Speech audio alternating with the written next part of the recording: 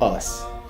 A fantastic movie by Jordan Peele. We're talking spoilers, guys, so stick around.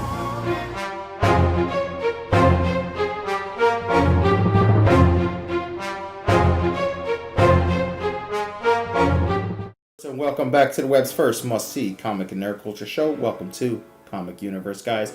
I'm one of your hosts, as always, C-Dubs, and I'm riding solo on this video.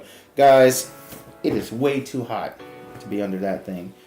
That's my Corvo mask. It's the only mask I had. So, basically, guys, we are talking here today, Us. Spoiler talk.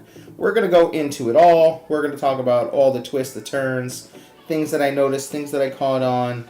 And, yeah, so that's what we're going to jump into. And, of course, all the while, giving you the good, the bad, and the badass, letting you know how I exactly feel about this film. If you've already saw our non-spoiler review, you already know that I love this freaking movie.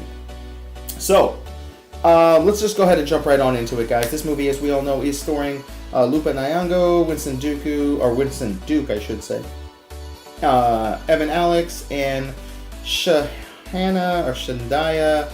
Wright Joseph, who plays Zora, the sister, and Madison Curry, who is the young version of Adelaide, matriarch and mother of family, played by Nyong'o. So, this movie, guys, right off the bat, absolutely amazing. I'm just going to leave it out there, 4 to 5 stars for me. Go see it. It's a must. Check your brain at the door. Just know you're going in to see a 2-hour version of The Twilight Zone, and not everything is going to add up, okay? But just enjoy what you're getting, because this guy, okay, Jordan Peele, at the very least, is the bravest man in Hollywood, in my opinion, because he's out there doing what he wants, when he wants, how he wants. He's giving us original stories. It's not a remake, a reboot, a continuation. It's fresh. It's brand new IP, for better or for worse. And Hollywood and all these studios are too afraid to take chances, but Jordan Peele is making it happen. So, kudos to you, Mr. Peele. Thank you from the bottom of my nerd heart.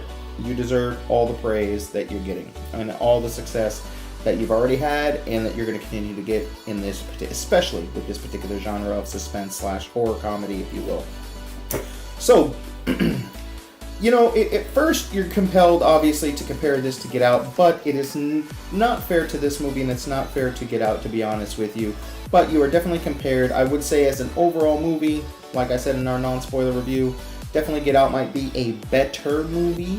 Okay, it still is my favorite movie, running 2 years in a row, I think, 2 to 3 years since I've seen it. Not even Avengers has been able to dethrone that movie. That's how much I love that movie. And I'm not saying it's the best, it's just because it was so fresh and so clean, if you will. Such a new concept that in my mind, I didn't realize how much I had been yearning for fresh takes and ideas, and the fact that we're getting it from him again.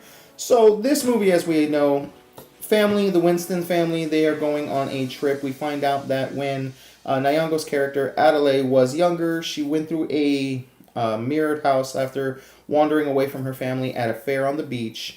She stumbled across her doppelganger, if you will, and that moment scarred her to the point of having some sort of PTSD and not being able to talk very well, and it took her many years to kind of assimilate back into normalcy, if you will, and back into her family, being able to talk, dance, things to that nature. And it also drove a wedge between her mother and her father as well. And as she grew up, we do find out that she adapted eventually, had a family, a beautiful family of her own, a daughter, Zora, son Alex, and married to Gabe. Okay, and they're on their way to their mother's house, or her mother's house, who has passed away. Okay, and it's their family home on the beach, if you will. So they get there, and she starts seeing things that remind her of when she was a kid. Okay, she sees a homeless man on the side of the road, okay, who, had a sign that said Joseph 1111. Okay, and, speaking of 1111, just the mirror image of 1111 is one of the only times a digital clock will exactly be the same numbers. Okay, and it happens 4 times. So you have the 1 and the 1, the 1 and the 1. So there's that symbolism right there that Jordan Peele is putting in our mind right from the get-go. Not to mention what that passage actually says, which If I remember, I'll get back to at the end of the actual video, okay, and read off that passage for you guys. I mean, I'm gonna have to jump on my phone for that. Sorry, I didn't come prepared for that part. But when you do read the passage, though, you'll see that it also makes a lot of sense to this actual video, or to this actual movie too, and what's going on in the film. So, of course, as we all know, their doppelgangers show up at their home. We're dealing with a home invasion. They break in, okay, and well, actually, they don't really break in, to be honest with you. We find out that the doppelganger, whether they're sharing our minds, okay, as well, they know that there's a hidden key. So they pick up this fake rock, open it up, there's a key, basically lets themselves into the house, where the Abraham, who is played by Winston Duke, who's also playing Gabe, the father, Gabe, he is hit in the knee by his own baseball bat, basically shattering his knee. Well, maybe not shattering, but injuring his knee to where he is not as effective as a man his size would be in this particular situation. Okay, and we find out that the matriarch, Red, of the doppelganger team, the doppelgangers family, if you will, explains that there is a shadow. And there is a girl who had a shadow, and that basically these shadows are tethered to one another. Okay, and she goes off to explain that, you know, this girl had a beautiful daughter, okay, while she gave birth to this her sinister daughter, if you will. And then she had a son, and then she gave birth to a monster. Okay, and I'm just like, what? Just the dialogue that we're getting. Also, you'll notice in the actual film that Red, the doppelganger to Adelaide, who's played by Nyong'o, has this really weird voice that talks a little like this. And at the end of the film, you'll find out exactly why and what actually happened, okay, as to why she talks like that. But we'll notice that the doppelgangers don't have normal speech, if you will. None of the other doppelgangers talk. They make noises and grunts and screeches, where the only one that's talking is Red. Okay, and again, it is with a weird, creepy voice. And she proceeds to tell the story that it was upon her actually dancing, okay, down below, okay, which is where they are from. Something I also forgot to say, even in my non-spoiler review, we get this subtext that in the very beginning of the film that talks to us about subterranean tunnels and abandoned mine shafts and abandoned subway tunnels and sewer systems. That there's thousands and thousands of miles down below, just a few miles below our feet, okay, and in some cases just a few feet below our feet, okay, and this is where we are led to believe, or where we find out that these doppelgangers live, okay, below the surface, away from the sun, envious of everything that we have up here, okay, and we see that she is leading essentially an attack against the Winston family, and we're led to believe that they're basically trying to kill them, basically to take over or take their place. Now, Jason, the young little boy, his doppelganger, as we all know, we've seen in the commercials, is wearing that white rubbery looking mask, and he is the one that's considered a monster. We find out that he is a pyromaniac. He does have this connection to fire, loves fire. We also hear through a conversation that Jason almost burnt down the house last year when they were at their summer home. And so there's that connection between them. There's also this huge gravitation around magic with him as well, that Jason likes magic, and I'm not 100% caught up on that. We deal with a lot of rabbits as well in the film. We get a lot of imagery of rabbits, and rabbits are like this symbol for reproduction, if you will, and they reproduce really, really fast. The story that Red is explaining to the family, when she says that there's a shadow and they're tethered together, she also explains that, you know, while you're up here eating all your beautiful food, we're down there eating cold raw rabbit. Okay, and so and rabbit, obviously you pull a rabbit out of a hat, there's magic there, so there's something there that I didn't fully catch on to, okay, that Jordan Peele was trying to talk to us about. If you guys caught it, definitely let me know in the comments below, because there's a lot to kind of talk about with this film. And as it goes on, we find out one by one, each family member is having to deal with their doppelganger in their own way. Abraham, who is again the doppelganger father figure of the Shadow family, if you will, takes Winston Duke, Gabe, out to the boat, okay, and is basically going to kill him out there, I guess throw him into the water. We find out early on in the film also that Zora used to be somewhat of a runner and is basically being told if she could get off her phone, she could make the Olympics. She needs to get back out there and run. And, you know, she's just pushing it aside. She's her typical, your typical, you know, teenage young girl, you know, and then just all the stereotypes that come with that. She straight up is just like that, you know. And so she takes off running. Her mom's like, run, go, now. And then the other girl gives her a big head start. And then you see her coming out, cracking her arms, cracking her neck.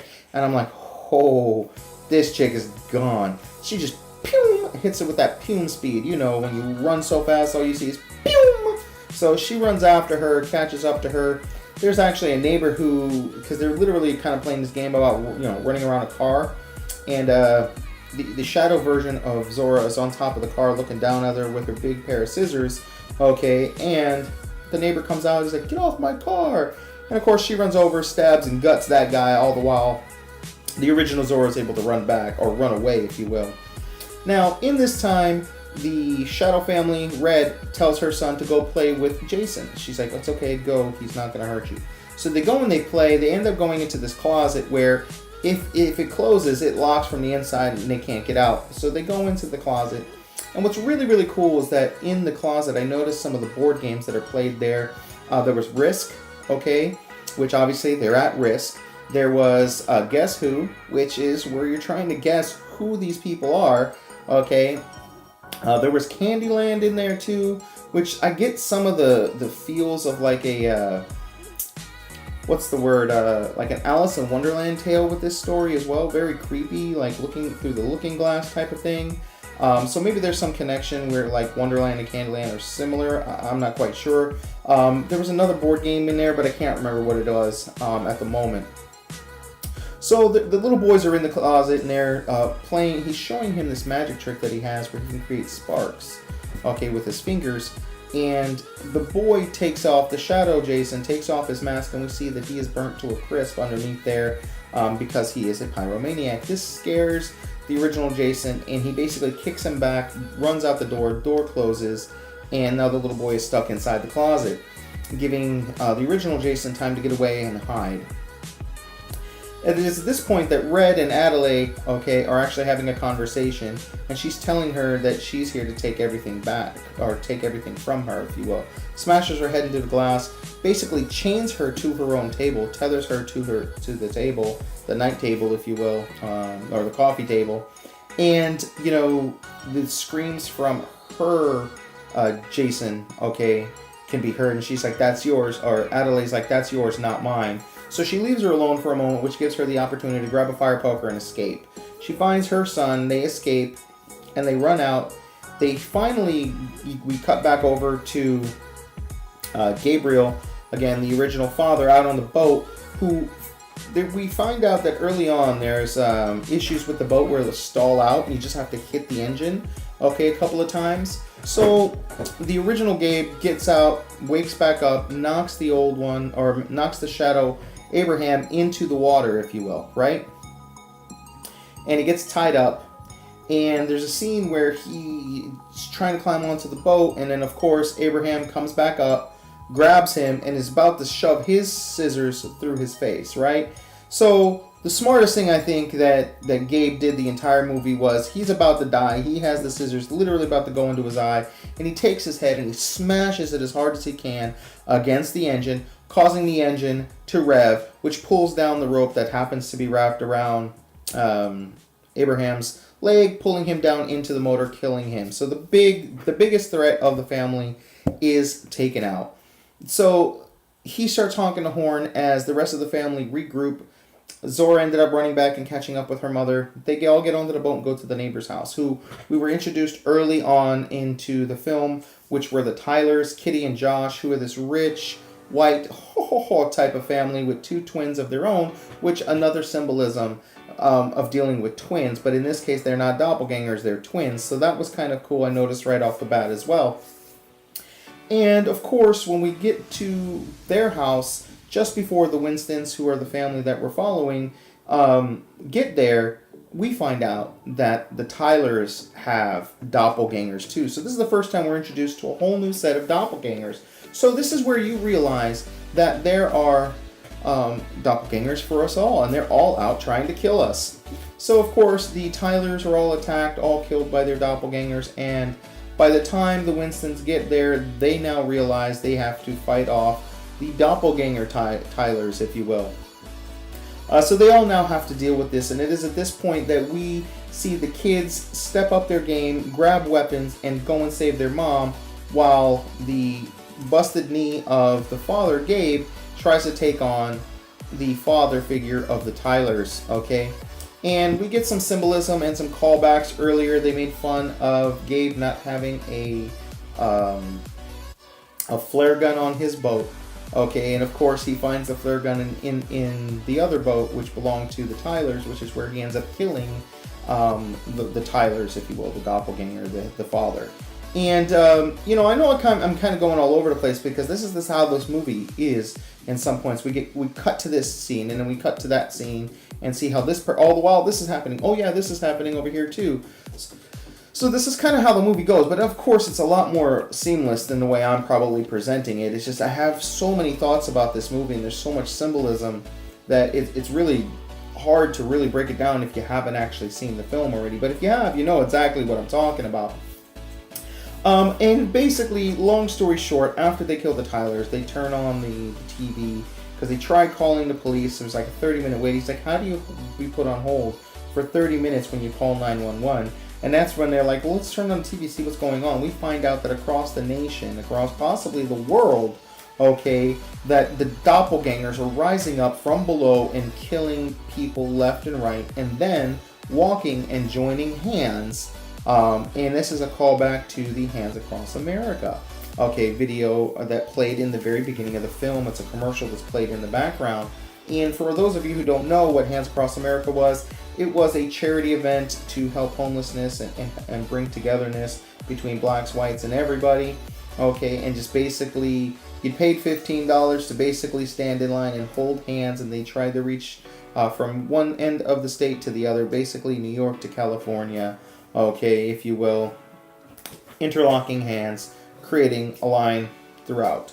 Now, some of the other symbolisms that I caught on to that I don't know for sure if I'm spot on.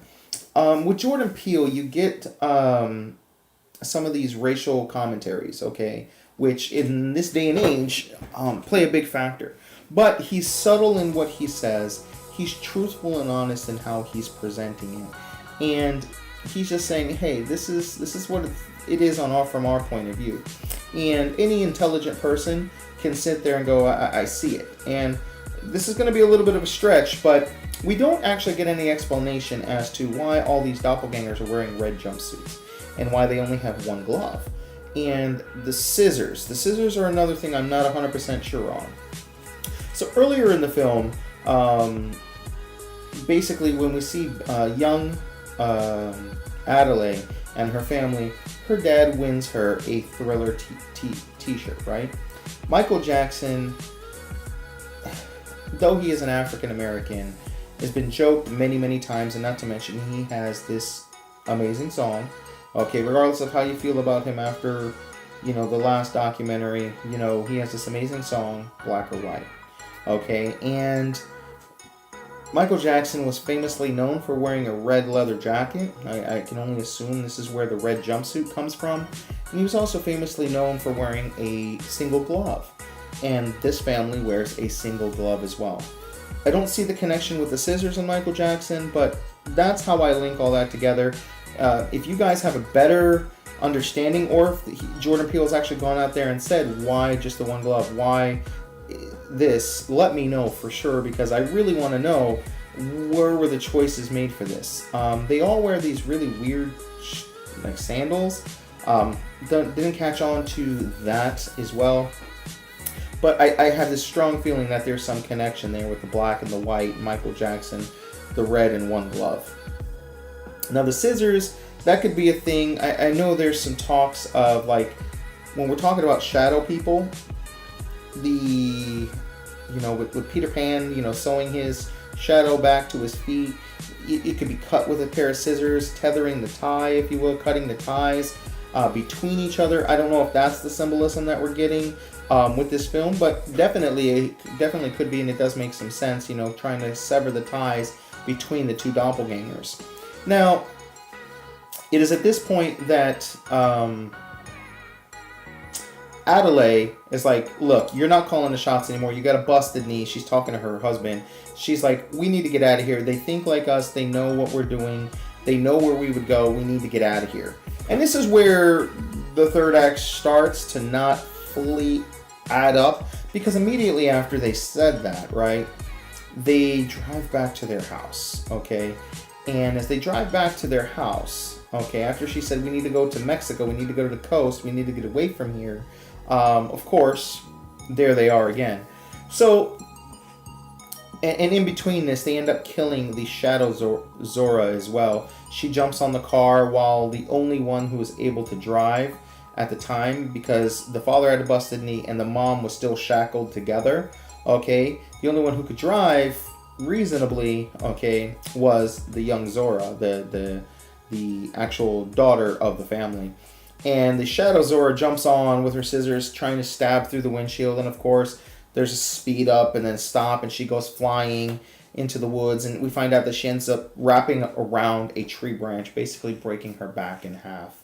And we are privy to some scenes with Adelaide as she's killing some people, killing a couple of the Tylers, okay, where she kind of makes some grunting or creepy noises. And if you remember earlier, I said that the shadow people don't talk. They grunt and they make noises. So if that's your first, like, wait, what? Okay? And this is where the heavy spoilers come in, guys. So if you really don't want to be spoiled, if you already haven't connected the dots here, okay, this is where we get into heavy spoiler territory. So we're privy to that, and then when she also goes in and sees the Shadow Zora die, you can see kind of a saddening and longing that she died, and it could just be because she looks like her daughter, or there could be another reason. So when they get back to their house, okay, the young Jason, the Pluto, I should say, is the Shadow Jason's name, and we find out that he has crawled under the car because when they pull up, they see their car on fire in the driveway or in the middle of the street. So while they stop, that the old Pluto jumped underneath, cut the wire for the gas line, and the gas had been leaking out. And then we see literally the young boy do like this, which is another Michael Jackson reference to me. You know how he dances sometimes. And on the last one, when he goes like this, he pulls out a match, right? And that's when we like to believe that there's gas. And it is at that moment that the normal Jason catches on to what's going on. He's like, it's a trap. Everyone get out. So everyone bolts out of the car. And of course, when they all bolt out of the car, unbeknownst to them, Red, the Shadow Adelaide, is there, grabs the young Jason and just takes off with him. And of course, the father can't keep up. He can barely stand at this point. Okay, and the daughter, Zora, didn't realize at first that he was taken. So, I should say, just before that, when they jump out of the car, we see more of the tethering between the characters. So this is when young Jason starts doing something, and Pluto, the Shadow Jason, is kind of mimicking what he's doing, and he stands up with his arms out and just starts backing up. And he causes the young Pluto to back up into the fire and kill himself, the car that was on fire in the middle of the road. So there again, there's some, when I say check your brain at the door, because they never explain truly the ties and how they work. Okay, we find out a little bit that the actual characters are connected.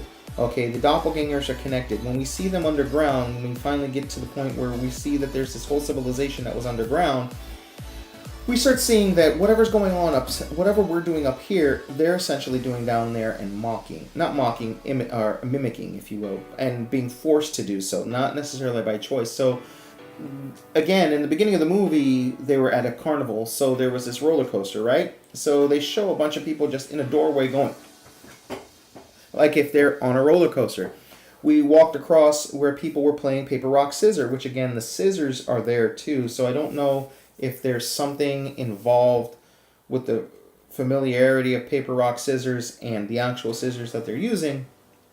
But that's maybe another connection somewhere in there with the film as well. So they cut and sever the ties, okay, again with the scissors, I don't know for sure. So they're playing paper, rock, scissors, and you see the same two people, the doppelgangers though, down there playing paper, rock, scissors.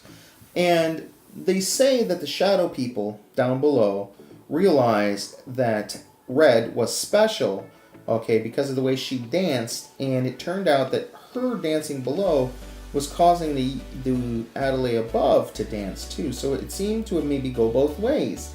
But we find out that when they were a kid, or when Adelaide was a kid and she was in that house of mirrors, that Red, the young Red, choked her out, drug her back down, handcuffed her to the bed underground, and replaced her. And that's why she couldn't talk.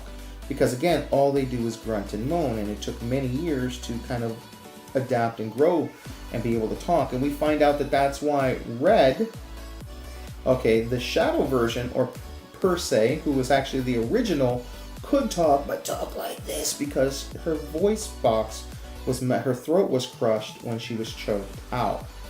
So that's one of the first twists of the film. And we also find out that the shirt she was wearing underneath the Thriller shirt that her dad won was a Hands Across America shirt.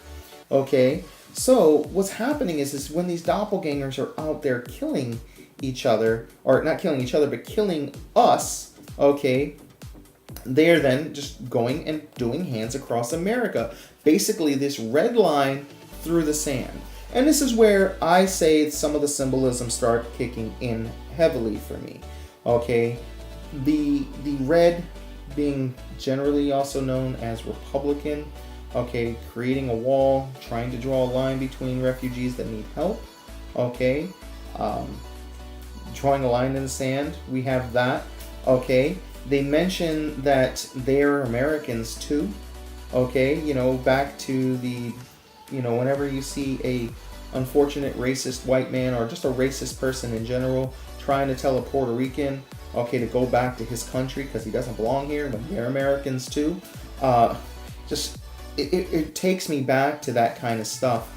And it's just absolutely wild that there's these little hints and nods in a film that has a political message but doesn't beat you over the head with it, or Jordan Peele doesn't come out, or Nyong'o doesn't come out and say these things, these asinine things that can damage a reputation, a film franchise, or even a movie. And you guys know what I'm talking about and getting at. Regardless of what she meant by it, good or bad, it wasn't presented in the best way she possibly could, is all I want to say about that particular topic. But this is how it's done. You have a message, you can put it in your film, but you don't got to beat us over the head with it. So it's really awesome that he was able to do these things.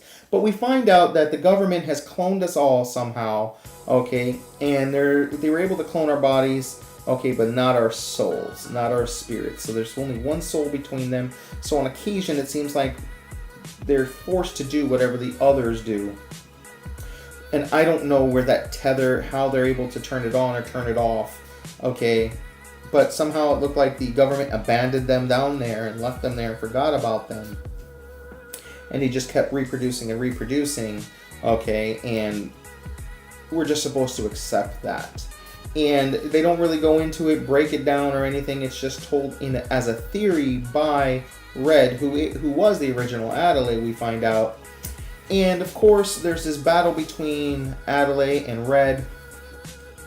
And though the ending is quite an interesting tale, because who's to say who's the good and who's the bad here, right?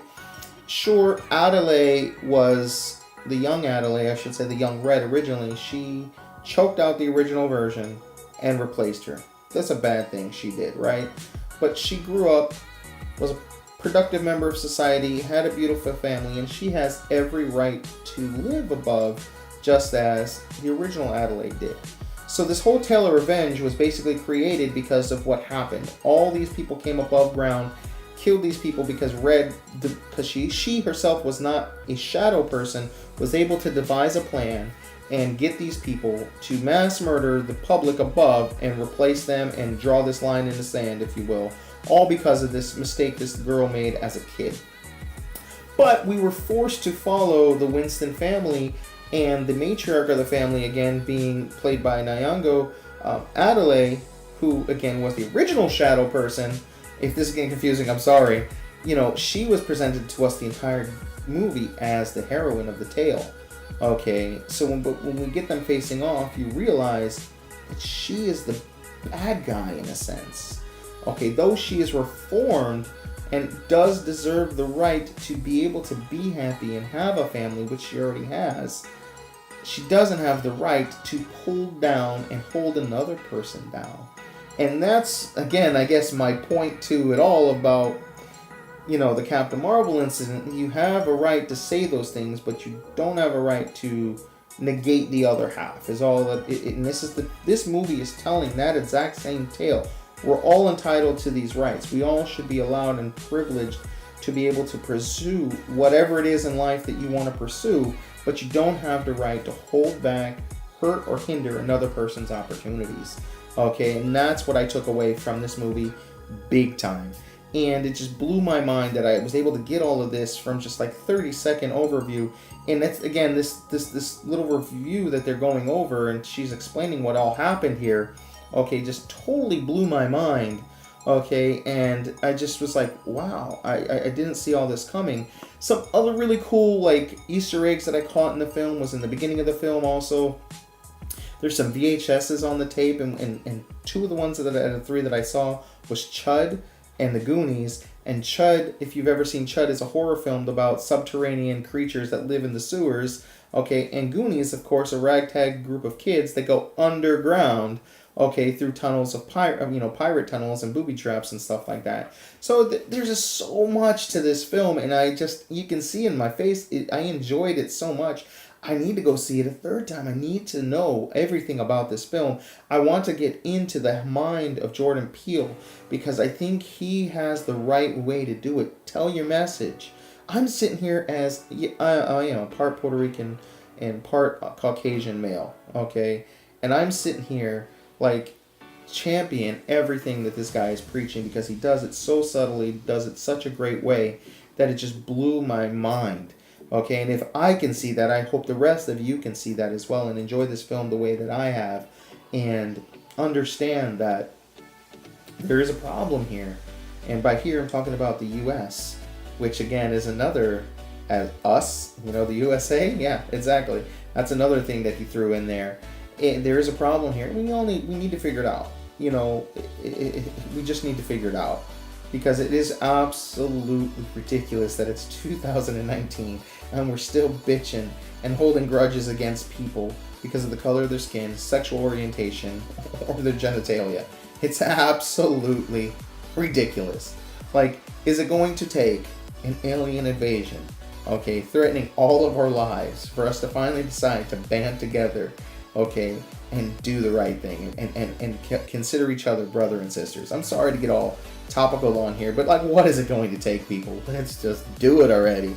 So guys, I love this. So guys, like I said, if I remembered, which I did, I would tell you guys the proverb, if you will, or the verse that is actually given to us with the Jeremiah 11:11. And it says, "Therefore thus said the Lord, behold, I will bring evil upon them which they shall not be able to escape, and though they shall cry unto me, okay, I will not partake into them." So again, I mean, it's just this chick was underground, okay, was unfortunately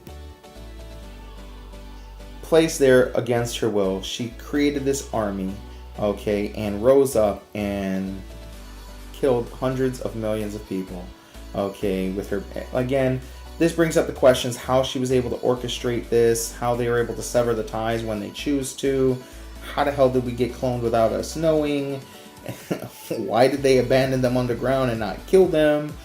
There's so many questions that this movie is going to give you guys that is going to hurt your brain if you're trying to think about it while the film is going on. Just accept what you're getting. Realize what you're getting is a damn great second edition to his catalog, his movie catalog. And then after the movie, like I said, come back here and we'll talk about it and try to wrap our brains around it and hope that one day he'll give us explanations in the same vein that he did when he gave us some of the explanations to Get Out. So fingers crossed that that actually happens, Universe guys. I just want to thank you. I know this video's gone on really long, and I just wanted to talk a little bit more and get this off my chest and see what you guys thought about us. So definitely let us know in the comments below. If you haven't seen it already and you didn't care, go see it. Hopefully you didn't watch this beforehand. Let's come back. Let's talk about it. I need more people to talk about it because I genuinely loved this movie. Guys, I want to thank you again for getting us to this point. Thank you so much for the love and support, guys. Don't forget to Hulk smash the hell out of that like button. Subscribe if you haven't already. Click that notification bell to be part of our notification squad. And guys, until next time, I'm C-Dubs, and I'll see you in the universe. Peace.